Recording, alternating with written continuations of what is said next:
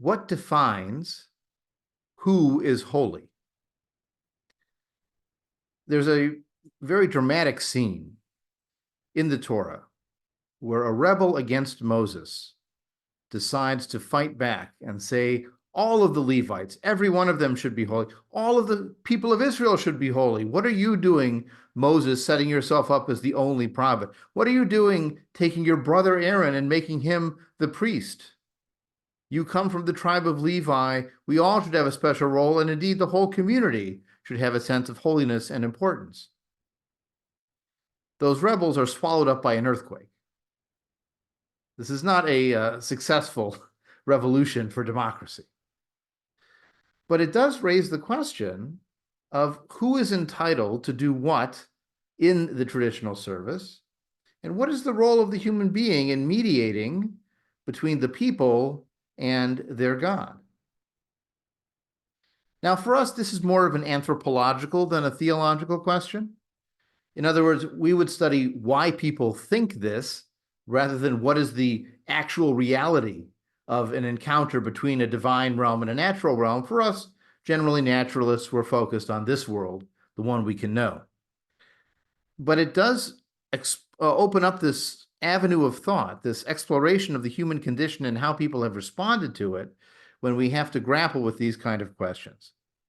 And this is a prominent theme in the Torah portion being discussed in the Jewish world this week. It's a portion entitled Nasso, let us lift up, as we'll see from the very beginning of that Torah portion. It comes from the book of Numbers, more or less Numbers, middle of chapter 5 through the end of Numbers chapter 7. It turns out this Torah portion is one of the longest, if not the longest Torah portion to be found in the Torah. But that does not make it the most interesting. Now, the book of Numbers is known for its long lists. There's a census of Israelites at the beginning of the book, and there's a census of Israelites at the end of the book. And there are lists of tribes and clans and sub-tribes over and over again throughout the book. That's the reason why in Hebrew the book is called Bamidbar, in the wilderness, which is actually describing the setting of what's taking place. But in English, it's described as Numbers, because there are a lot of numbers. Now, I will spare you. We're not going to go through in exhaustive detail all the numbers of this long Torah portion. We're actually only going to focus on 4 aspects of this story. The first will be that question of degrees of holiness and the structure of service in the temple on a sort of high-level exploration. The second will be that question of adultery. What do we do with it? How do we respond to it? And what do you do if you have a suspicion of adultery, but there's no way to prove it? The third will be the topic of choosing vows of purity. Even if you are not part of the hierarchical structure of hereditary priests, is there a way that you can nevertheless take upon yourselves extra vows that will cause you to have this higher status of purity?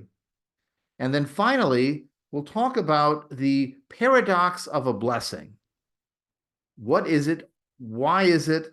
And what is the oldest blessing we can find? It turns out the oldest blessing text of which we have archaeological proof appears in this Torah portion. And we'll talk about it near the end. So I'm going to share with you a page from the website Sefaria, which does a wonderful job of collecting Jewish texts and sources and making them accessible. This one is, again, the beginning of that Torah portion called Nasso, so that we can all see the text together. And you'll notice at the very beginning of this portion, it says, take a census of the Gershonites by their ancestral house and by their clan. So here again, you have this structuring. Now, the Gershonites are a subgrouping of the Levites. So it wants to list the Gershonites from age 30 to age 50, all those who have to perform tasks in the tent of meeting. This is where the Ark of the Covenant lives. It's where God's presence is thought to dwell. And most archaeology and biblical literary historical scholars understand the tent of meeting to be emblematic of the temple in Jerusalem. Remember, they're wandering in the desert. They're not building a temple at this point in the narrative, but the concept is that the tabernacle, the place where God's presence dwells in the Torah while they're wandering, really is a symbol for the temple in Jerusalem as it was established either in the first temple period from around 950 BCE to around 586 BCE, or in the second temple period from about 500 BCE to around 70 of the Common Era when it was finally destroyed. These are the duties of the Gershonite clans to labor and to porterage, that is, for working and for schlepping. I mean, that's the technical term. They will carry the claws of the tabernacle, the tent of meeting with its covering, the covering of, it says dolphin skin. It's not really an animal. We're positive exactly what it is. And the screen for the entrance of the tent of meeting. The hangings of the enclosure, the screen at the entrance, the enclosure that surround the tabernacle, the cords thereof, and the altar, all their service equipment, and they will perform the service. And all these duties of the Gershonites, all their porterage and all their service, shall be performed on orders from Aaron and his sons. You will make them responsible for attending to all their porterage. In other words, you see, the Gershonites are the roadies. They're the ones who set up all the stuff. And that's simply how it works. That's their job as attendants in the temple, is to set up the stuff. And of course, the directors are the priests, Aaron and his house. Now we have the Merarites, who are recorded according to their clans and central houses. You record them from the age of 30 up to 50. And here are their porterage tasks. They take the planks and the bars and the posts and the sockets to carry the tabernacle. The posts around the enclosure, their sockets, pegs, and cords, all their furnishings, and so on. These are the duties of that clan. Then there's the Kohathites, and so on. And you understand the idea here. You see, you have this larger tribe called the Levites, who are the priestly designated tribe. And at one time, it is as described in the Torah text, you actually had the firstborn sons that were taken into service at the temple. It wasn't a tribal thing. But a later version of the story, most likely a source written by some version of priesthood, designated only a hereditary clan, the Levites, to be in charge of temple work. And then it was a subclan of the Levites, the Kohanim, or the priests. Today we might use the name Kohen, Kahana, right? These all come from that name. Those are the priests that actually will do the animal sacrifices. The Levites are the attendants, the roadies, the support staff. The Kohens, the priests, are the ones who do the sacrificing, and the high priest, or the Kohen Gadol, Kohen Tzedek is sometimes also used, which is where you get the name Katz as a derivative from that. These high priests are the ones who actually leading the service on the Day of Atonements and other major events. They're the ones really in charge. So the Levites have an important status, but not as important. You might say, in the words of George Orwell adapted, that the Levites are all holy, but some Levites are more holy than others. So here we have the Kohathites and their enrollment and how many of them are doing that, the Gershonites and how they're doing and how many of them there are. Again, you see 2,630 of those and 3,200 of the Merarites and so on. So you've got all the numbers and all the counting for all these clans. And altogether it came to 8,500. I mean, this sounds very specific, right? And this is part of the mythical wandering in the desert after the Exodus narrative. So why did it get so specific? Well, we often assume that these texts are actually being written centuries later, justifying houses then. At the time when the Torah is being compiled and written, there are different rival houses of priests. And if they get their name in the book and they get their people counted, then they are able to stake a claim to authority. But if you're not in the book, you're out of luck. So that's why it's important to list the names and to list the numbers too. Now, verse 5 talks about sins, problems, impurities. It's an important word. Tameh is impurity. So here, for example, it says, I'll read the Hebrew first.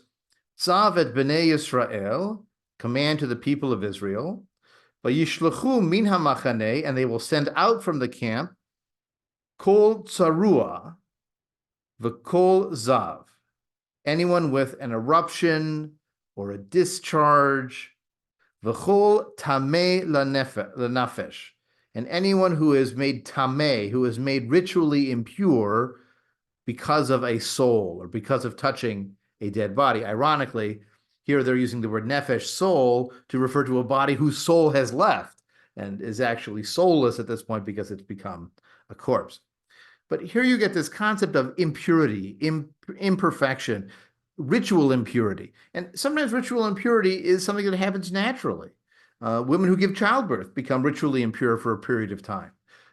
If you bury a body, you're touching a dead body, and so you become impure. It's not that you're bad or immoral, it's that you've touched something that has kind of crossed over to the supernatural realm. Even the high priest has to purify himself before he does acts of ritual before the Hebrew God. And then he has to purify himself afterward because he's become unclean through his ritual practices. And we'll see this idea of ritual impurity becomes crucial to understanding the dynamic of the adulterer, or in this case, the adulteress, because the category of adulterer, male, doesn't seem to exist, at least in this legislation. So here we have the idea of someone that becomes impure, and sometimes impure beyond their control. I mean, a skin eruption happens, or you touch a corpse, maybe it was even an accident. You had to do it, or you didn't have to do it, it was an accident, but you've become impure. What do you have to do? You have to go out of the camp of the Israelites, and you remove both male and female outside the camp so they don't defile the camp in whose midst I dwell. And so the Israelites did this, putting them outside the camp. And so now he says, here's how we have to deal with some of these ethical impurities that aren't simply ritual impurities. The ritual impurities are, an oozing sore or touching a corpse, those are ritual items. But now we have things that aren't necessarily detectable in the same way. When men or women individually commit any wrong toward a fellow human being, thus breaking faith with Yahweh, and they realize their guilt. So here's the idea. They've committed a wrong, maybe unintentionally, but they realize they were wrong to do it. They are guilty. How do we fix that impurity? They've broken faith with their God. Therefore, they are tameh. They are ethically impure. How do you fix it? Here's how you fix it. They will confess the wrong they have done. They make restitution in the principal amount, and they add 1/5 to it, giving it to the person who was wronged. So the way you make up is a fine, right? Not just that I broke this pot worth 5 shekels, I'm going to give you 5 shekels. No, I broke a pot worth 5 shekels, I have to give you 6 shekels to make up for the fact that I committed a wrong in breaking your pot. This is a very wonderful idea. I have no objection to this kind of an ethical system, that you have to make restitution beyond just the raw value of what you've done. There's some penalty, some restitution, some restoration that takes place for the person who was wronged, and that you have to do it directly to the person who was wronged. I mean, this is the basis of that wonderful principle for Yom Kippur, that anyone who has wronged their fellow human being needs to get forgiveness from the person before they can even approach a divine source for forgiveness. We might say you need to get forgiveness from the person before you forgive yourself, because they're the ones that you wronged. So again, this ethic is totally one that we would support as humanistic Jews. It even adds another problem. What if that party is deceased and has no kin and no relative? In theory, if I wronged my neighbor and then my neighbor died, I could give it to their spouse, I could give it to their estate, I could restore it in some way. But what if there's nobody there? There's no person to make that direct restitution to. The amount repaid shall go to the Hebrew God Yahweh for the priest, in addition to the ram of expiation, with which expiation is made on their behalf. You see, this lends us to believe that priests are writing this, because that violation where you were wrong and you have to make restitution and you pay an extra 1/5, that's not enough. There's also a ram that you have to sacrifice to make up to the sin to God, not just the problem to the person. There's also a sin to God. You become ethically impure by God's commands, and therefore you have to be cleansed from that. And the only way to be cleansed in a divine sense is through the priest. How convenient for the priests. Regular source of income, because people make mistakes all the time. So too, any gift among the sacred donations the Israelites offers, those belong to the priests. And each shall retain his sacred donations. Each priest keeps what is given to him. You see, one of the problems when you have a tribe that's only designed to be priests, like the Levites, is they don't have land. And so they don't have income, and they don't have farming, and they don't have shepherding. They don't have a means to raise food or assets for themselves. Thus, they are supported from the temple. Now, if you were Marxist, you would say that this is simply a system the priests have made up to make more profit for themselves, right? You've got to offer sacrifices here, and sacrifices there, and sacrifices for guilt, and sacrifices for sins, and sacrifices for omissions, and more. Give me more. But to be a little bit fair to the priests, who are designing the system for themselves, after all, they need some source of revenue and food. And if they don't get it from the sacrifices, where are they to get it, since they don't have any land holdings? It's a little bit like a vow of poverty that then gets you access to all kinds of resources, paradoxically. So now we have the adulteress. This is the famous case it's often called sotah. We do have to ask the question, and I am actually curious for your thoughts on this before we dive into this story. Is adultery a crime? Now, what you say here cannot be used against you in a court of law. And I will say, there was part of me that felt a little odd doing a Google search today. Is adultery a crime? It's not the kind of thing you want in your search history. But I wanted to ask you, do you consider adultery a crime? All right, I'll take the bait. Okay. In my personal experience, I think it honestly depends on the agreements that you have with your spouse or spouses, or, in the case of something like the Torah, perhaps the covenants you have made with God, or like every lawyer's favorite answer in the world is it depends. And really what's going to constitute adultery is what the parties involved have to say about it, and possibly what your relationship is to the Torah and to God. So I might make a distinction between a moral violation and a crime or a legal violation. A moral violation would be exactly what you described: betraying a commitment, violating a system that has been agreed upon. A crime is often thought to be an offense against society, an offense against the social order that requires some kind of punishment or correction. Stealing something or killing someone is not a matter of interpretation, although I guess if you want to talk about abortion, it may be. But certainly things that societies have defined as crimes are treated as violations that the society needs to intervene on. Do you think someone should have to pay a fine or go to prison if they commit adultery? Or to wear a scarlet A?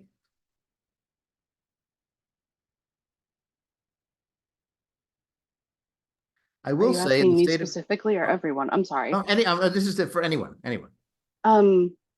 mean, I guess it would come down to like, do you report your spouse for, adultery? And that might depend on what you and your spouse have agreed upon and whatever else. But like, I guess I didn't think of it that way. And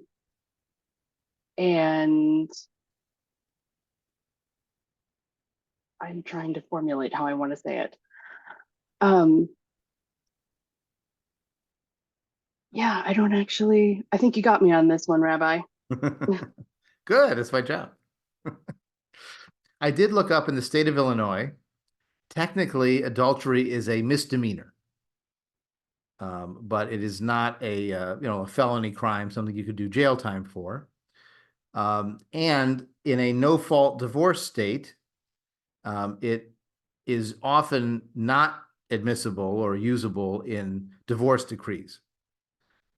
Where at one time you actually required infidelity to get a divorce. You needed grounds for divorce, and one person had to be at fault. And often infidelity was one of those causes. But in many states, it's just not it's either been wiped off the books, not a crime anymore, or it's never really enforced. And Illinois is more the latter case, where it's still on the books as a misdemeanor, but it's not legally enforceable. You see, the dilemma with adultery is it certainly hurts people's feelings. And it is violating a promise. So as Kate was describing, a moral violation is absolutely taking place if you have an expectation of fidelity. But is it something that society needs to intervene on? Now, when you look at laws in the Torah, there's another layer to it, which is the religious violation, the religious impurity that you've caused. There's another category for that. It's not a moral violation. It's not a crime. It's called a sin. And if you commit a sin, now you've violated the religious laws, the religious norms, the religious mores, and you've impurified the society and that partnership. And because you've intentionally brought this impurity into the dynamic, you therefore need to make some kind of restitution. And there needs to be some kind of way to determine whose fault it is. There's a whole set of laws about what happens if we find a dead body in the fields. What do we do with that? How do we solve this murder? Because there's a dead body out there. There's impurity in the world. We have to fix it. And so here we now have this dynamic of the husband who is suspicious that his wife has committed adultery. And the reason why society has anything to say about it has to do with the social dynamics and the sin that has been brought into the world by this violation. So starting in verse 12, any party whose wife has gone astray and broken faith with him, in that another man has had carnal relations with her unbeknown to her husband, and she keeps secret the fact that she has defiled herself without being forced, and there is no witness against her. So here you have three conditions for this particular ritual to be enacted. The first is another man has had carnal relations with her unknown to her husband. So in theory, if he were watching, you can't do this because he knew it. But the Hebrew is even more explicit. V'shachav ish ita, that a man has laid down with her. Shikvat zera, a lying down that emitted seed. I mean, the word is seed there. Think semen, right? So it's a possibly reproductive lying down. V'ne'elam me'enei isha, and her husband did not see it. It was hidden from the eyes of her husband. And then she kept the secret that she had become v'nit tama. Notice that word tameh? V'nit ma'ah, sorry. That she has become impure. V'ed ein ba, and there is no witness on her. V'hilo nit basha, and she doesn't reveal it herself. You see, the risk here is that she has become impure. She had sex with someone else. Now, there are other circumstances where if she were alone with a person in a field and she's assumed to be innocent because she could have yelled out and nobody would have heard her. If she is caught with a man in town, the assumption is she could have yelled for help and that would have solved the problem. So you notice this idea of keeping it secret, keeping it quiet without being forced, right? The idea that If she had been forced, she would have yelled and it would have solved the problem. But the idea is that now she's become impure by having this affair.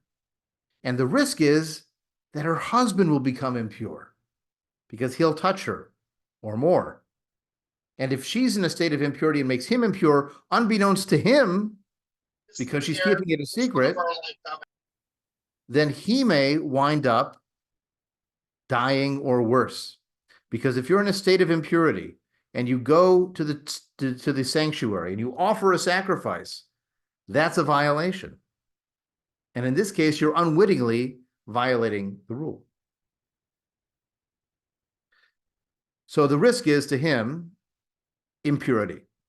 Of course, there's also a risk. Notice this is a shikvat zera, a seed or a semen involved, lying down, cohabitation, whatever the phrase you want to use, of pregnancy, right? Paternity. That's a major concern. There are no DNA tests back here. And so the integrity of the patriarchal line was very important, and this would certainly interfere with that. But the way the rule develops, it's interesting to read it as possibly bad for the woman, of course, but also possibly good for the woman. So we'll see that as we see how the case develops. I just wanted to check one thing. Okay. There's a commentary by Richard Elliott Friedman, who wrote a wonderful book called Who Wrote the Bible? He wrote his own Torah commentary as well. And he has a wonderful statement about this particular set of rules that describes how people have softened the meaning or maybe made it even worse. The traditional Talmudic belief is that a miracle is expected to occur through this procedure, which we'll see in a moment. Another view is that the procedure is designed to scare a guilty woman into confessing rather than face the ceremony and its possible curse. Another is that since this particular ritual of drinking water and dust together and ink, as we'll see, does not produce the symptoms it claims, this is a law designed to find all women not guilty and thus protect suspected women from their husbands' or town's vengeance. Another view is the procedure could result in the punishment it describes as a prolapsed uterus. Of course, all these views leave the question, why not have some procedure like this for a man who is suspected of adultery? Spoiler alert, there is no ritual like this for a man. Because again, if it's the unwilling or the unwitting impurity, or it's the fear of pregnancy, that's where the concern comes in. Less so for the violation of a vow. After all, this is an era where men could have more than one wife. So there wasn't an expectation of male fidelity in the same way that in the patriarchal, paternity-focused eyes on the female was emphasized. All right, so she's committed these violations. It's kept secret. But a fit of jealousy comes over him, and he is jealous. He is angry about the wife who has defiled herself. Or if a fit of jealousy comes over him, and he's jealous and angry about his wife, even though she has not defiled herself. So here's where this opens up a possibility. This law is considering, what if it's a lie? What if he's wrong? What if he's irrationally jealous? Well, we have to have a solution to that too. So either way, he has a fit of jealousy, whether he's right or wrong. He brings his wife to the priest. And of course, there's no way to prove this. He brings an offering for 1/10 of an ephah of barley flour. No oil or frankincense on it. This is a meal offering of jealousy that recalls possible avon, possible transgression, wrongdoing. The priest brings her forward and has her stand before Yahweh, before the Hebrew God. He takes Mayim Kodashim, holy water. You might say, that sounds like a church. And it does. But there is also this is the only place, by the way, in the Torah this phrase appears of holy waters. But evidently there might have been something that at one time was thought to be part of the ritual library of Jewish life. The priest will take holy water in an earthen vessel and then take some of the dust from the floor of the tabernacle. He puts it into the water. Now, why do they specify dust of the tabernacle? Is that cleaner than other dust? No. But because it's in the presence of all these holy things happening, it acquires a sense of holiness to it, right? Just like the priests acquire a sense of holiness from all the rituals they perform, in sort of the popular mindset. Well, even the dust of the sanctuary acquires some kind of special status.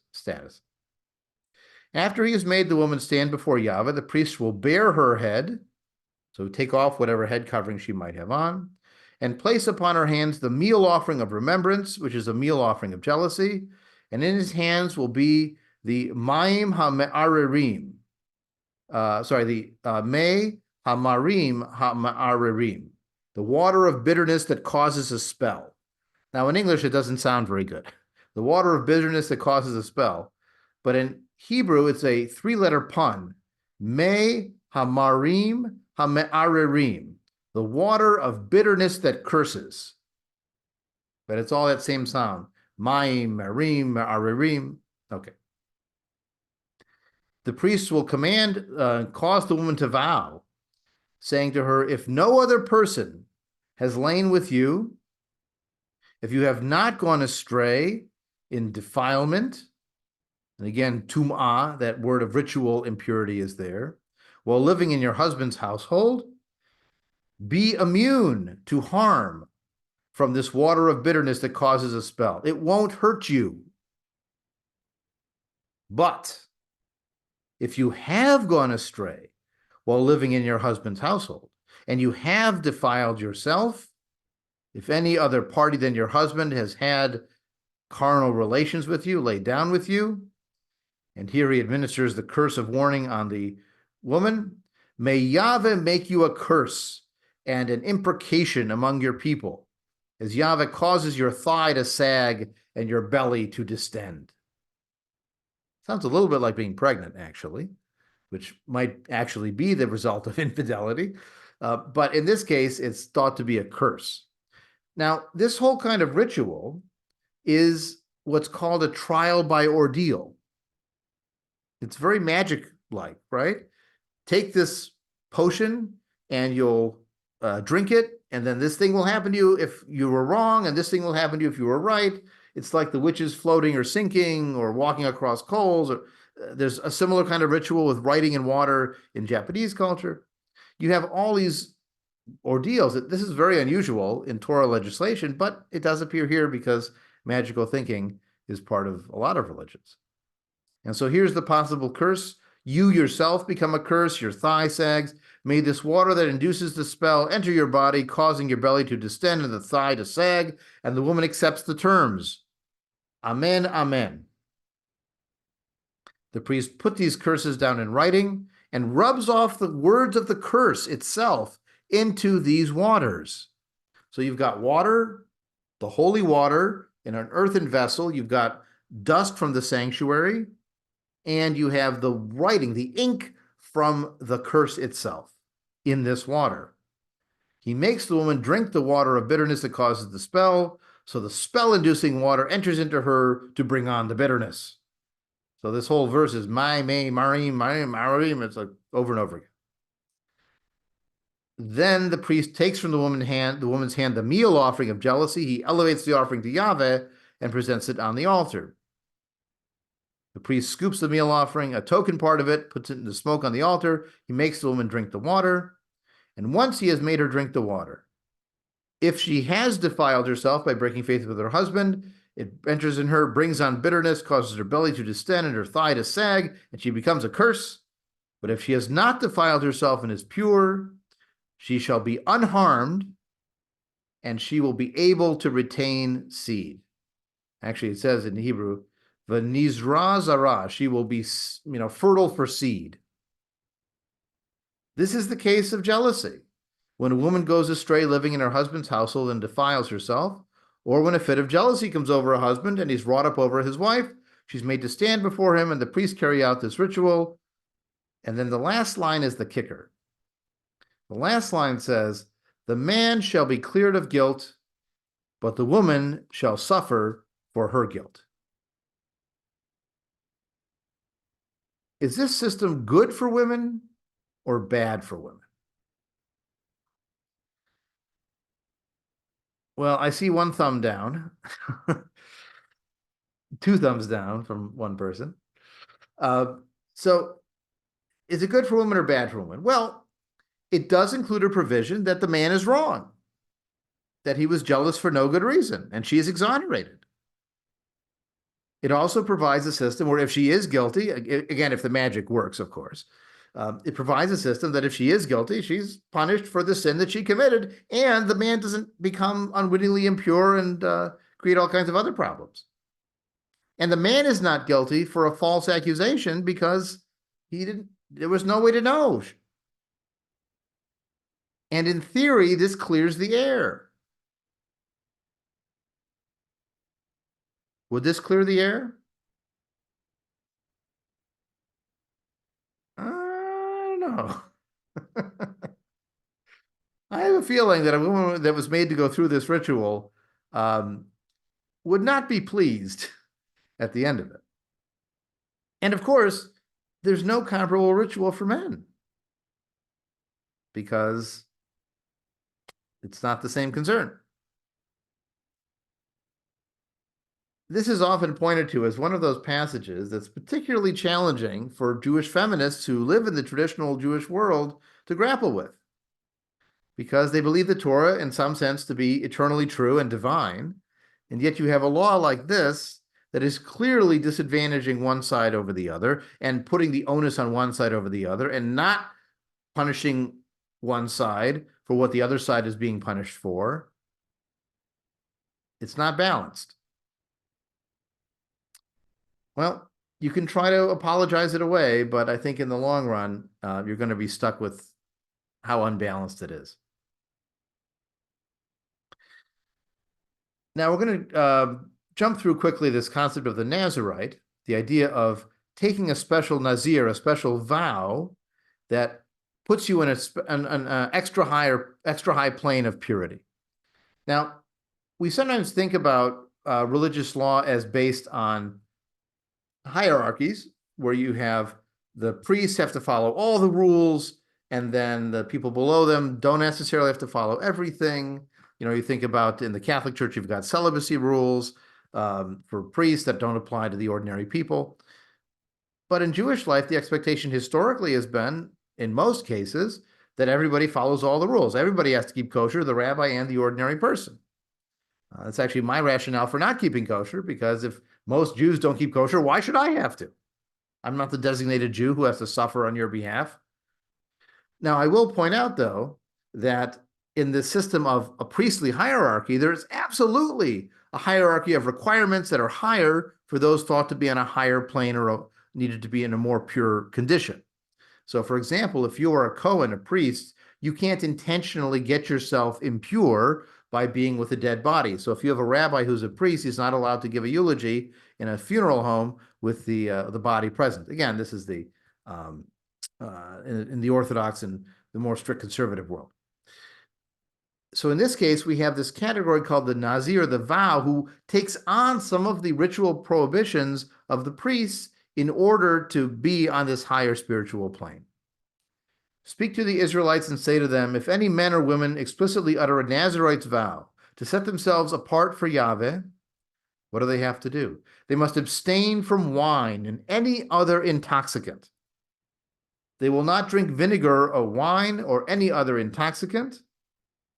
Neither shall they drink anything in which grapes have been steeped, nor even eat grapes fresh or dried. No raisins, lest it lead to wine, to intoxication. Now, in Islamic practice, we know this kind of a rule, right? Islamic practice says no alcoholic drinks at all. Here, it's only for those on that higher plane that have to drink no wine and even avoid all grape-based products, lest it lead to wine. Throughout their term as a Nazirite, they may not eat anything obtained from the grapevine, even seeds or skin.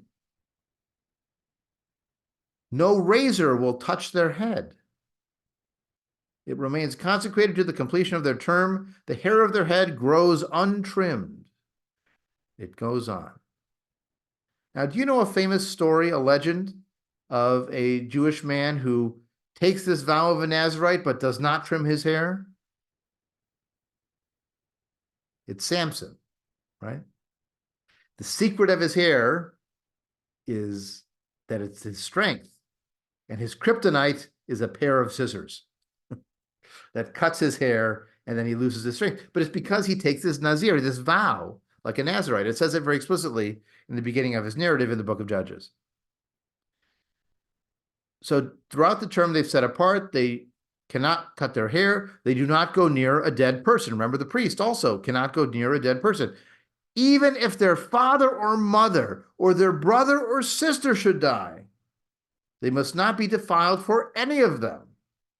Since hair set apart for God is upon their head, you see, their hair is holy. You can't intentionally take the holy object where the dead body is. So now it raises the question, what if somebody dies suddenly nearby? Like somebody has a heart attack. Now I'm near a dead body. I didn't try to. What do I do? The holy hair has now come in spiritual, ethereal, aurorial contact with a dead body. Well, the Nazirite will shave the head at the time of becoming pure. Shave it on the 7th day after that. Because once you're impure, you have to go outside the camp for a period of time. You go through some rituals. At the time of purification of yourself, after being near the dead body, you shave your hair off. On the 8th day, you bring 2 turtle doves or pigeons to the tent of the meeting. One is a sin offering and one is a burnt offering to atone for the guilt of having inadvertently brought your holy follicles in contact with the corpse. And on the same day, the head is reconsecrated. They are rededicated to the term as a Nazirite. And they also have a penalty offering for having accidentally violated the rule. The previous period is void since the consecrated hair was defiled. So they have to start all over again. And on the day the term as a Nazirite is completed, they are brought to the entrance of the tent of meeting. As an offering, they present 1 male lamb without blemish, a ewe lamb, a ram without blemish, a basket of unleavened cakes. Notice matzah is not only for Passover here. A sal matzot, a basket of matzahs. Unleavened bread is sort of the holy bread, not just the Passover bread. You mix some oil in and some unleavened wafers with oil and the proper meal offerings, and the priest presents them as an offering. And then the Nazirite shaves the holy hair. He shaves the consecrated hair at the entrance of the tent of meeting and takes those locks of hair and puts them on the fire under the sacrifice. You actually burn up this sanctified hair. The priest takes the shoulder of the ram that's been boiled with some matzah from the basket and puts it on the hands of the Nazirite, and he elevates this offering. And such is the case of the Nazirite. Once you've vowed, you must do it all the way through. So here you have a case of someone who wants to take on a special holiness role. They have all these rituals to perform, and it's risky. Because just as the husband could be inadvertently made impure by a wife that's violated the rules, so too the Nazirite can be made impure by somebody's coronary artery. And then they have to address the problem. So now we get to the paradox. And the paradox is, what's happening when you're offering a blessing? On some level, you're telling God what to do. Maybe. Blessed are you, God, who does this. Blessed are you, God, for doing this. Thank you, God, for commanding me to do this. Blessed are you, God, who resurrects the dead, who rewards the righteous. Well, some of those are praises, but they're praises asking for repetition. Do it again. And some of those are praises anticipating something that might happen in the future. Does the priest really have the power to bless the people? Because if they do, they're causing God to do things. There's a wonderful comedic spiel you can watch by George Carlin who was sort of infamous for his language, but also for his willingness to challenge religion. And he says, what are you praying for if God has this perfect plan? If there's a perfect plan that's defined everything for all of time, and you want a parking spot, what are you doing? You're asking God to change the whole plan just so you can get what you want? Here we have that paradox in this very text, because the very next verses after the Nazirite vows tells Aaron and his sons how to bless the people of Israel. This is one of the first times, by the way, that phrase of blessing appears in the Torah. The idea that there would be a holy group that's in charge of making the other people more holy, called the distributive power of holiness. So it says, say to Aaron and his sons, Ko tivarchu, here you will bless et bnei Yisrael, to the children of Israel. Amor lahem, say to them, and here's the phrase, Yivarechecha Adonai v'yishbarecha, may God bless and protect you. Ya'er yave panav elav yechunecha, may he deal kindly and graciously with you. Now the Hebrew is actually, may he reveal or show light to his face to you and have mercy on you. But of course, the idea of God showing his face of light to people becomes a later problem, so the translations soften that. Yisa Adonai panav alecha, may God lift his face to you. Again, bestow divine favor is their way of dealing with the phrasing. Some put it as lift up his countenance. That's a little closer to the original. But may he lift up his face to you. V'yasem lecha shalom, and may he place upon you or grant to you shalom, peace.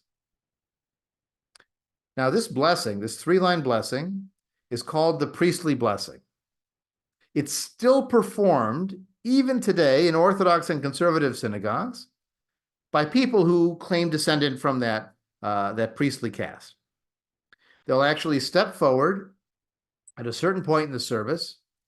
They will put their prayer shawls over their head. They will lift their hands up, and they actually make their hands into a symbol like this.